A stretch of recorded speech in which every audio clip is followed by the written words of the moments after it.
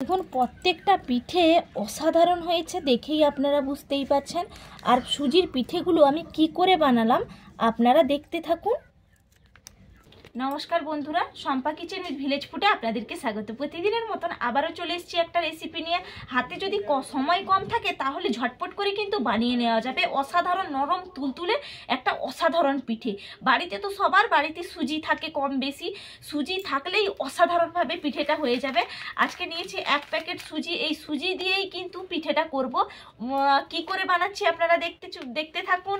আর আজকে বছরের প্রথম দিন, বছরের শুরু, আপনাদের সবাইকে প্রণাম আর শুভেচ্ছা। সবাই ভালো থাকবেন, সুস্থ থাকবেন। গরম হয়ে গেছে, কড়াইয়ের মধ্যে দিয়ে দিচ্ছি পরিমাণ অনুযায়ী জল, দিয়ে দিচ্ছি পরিমাণ অনুযায়ী লবণ। লবণটা ভালো করে মিশিয়ে নিচ্ছি। দিয়ে দিচ্ছি চিনি। এখানে আমি 1 বাটি চিনি নিয়েছি, 1 প্যাকেট সুজিতে 1 বাটি চিনি নিয়েছি। চিনিটা ভালো করে আমি মিশিয়ে নেব।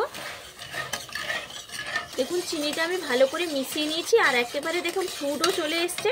এর মধ্যে আমি দিয়ে দিচ্ছি নারকেল কোড়া। নারকেল কোড়াটাও ভালো করে মিশিয়ে নেব।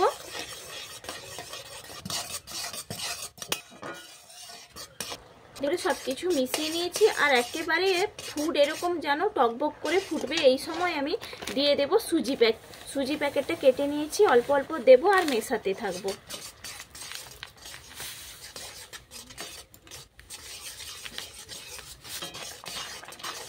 দেখুন এইভাবে নাড়তে নাড়তে একটা ডো তৈরি করে নেব।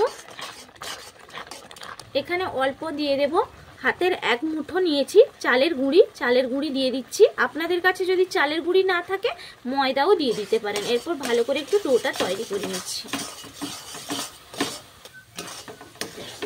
দেখুন নাড়তে নাড়তেই কিন্তু আমার ডোটা তৈরি হয়ে যাবে। আর চালের গুঁড়িটা যেই পরিমাণের প্রয়োজন হবে সেই পরিমাণে কিন্তু চালের গুঁড়িটা দিয়ে দেবেন। যদি সুজির প্যাকেটটা 2 প্যাকেট হয় তাহলে চালের গুঁড়ির পরিমাণটাও একটু বাড়িয়ে দেবেন। দেখুন আবারও আমি 1 মুঠো চালের গুঁড়ি দিলাম। আপনাদের প্রয়োজন অনুযায়ী আপনারা চালের গুঁড়িটা দিয়ে দেবেন। দিয়ে আমি ভালো করে নাড়িয়ে ডোটা করে নিচ্ছি।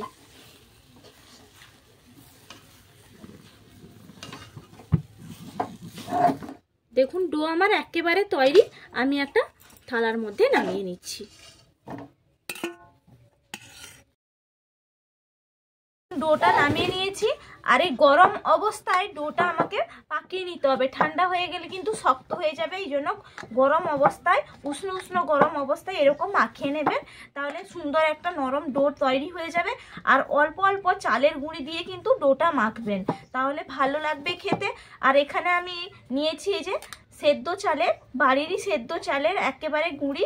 আপনারা চাইলে আতপ চালের গুঁড়িও নিয়ে নিতে পারেন, আমি এখানে সেদ্ধ চালের গুঁড়িটাই নিয়েছি। ভালো করে ডোটা আমার একেবারে তৈরি হয়ে গেল। এরপর আমি এটা বেলে নেব।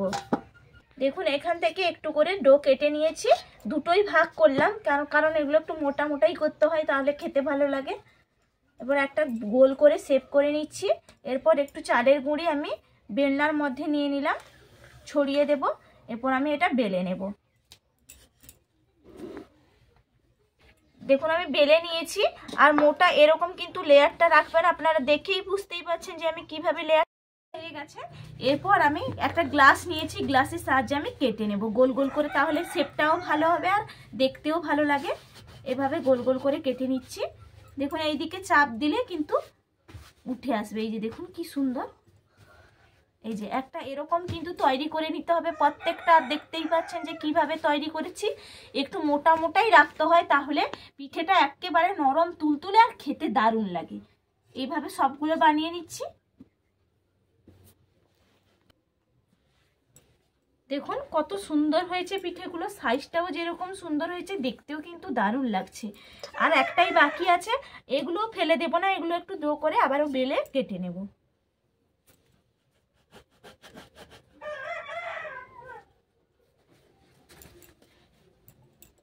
দেখুন আমার সবগুলো, এরপর আমি এগুলো ভাজার জায়গায় চলে যাচ্ছি। তেলটা গরম হয়ে গেছে, এরপর আমি দিয়ে দিচ্ছি একটা একটা করে।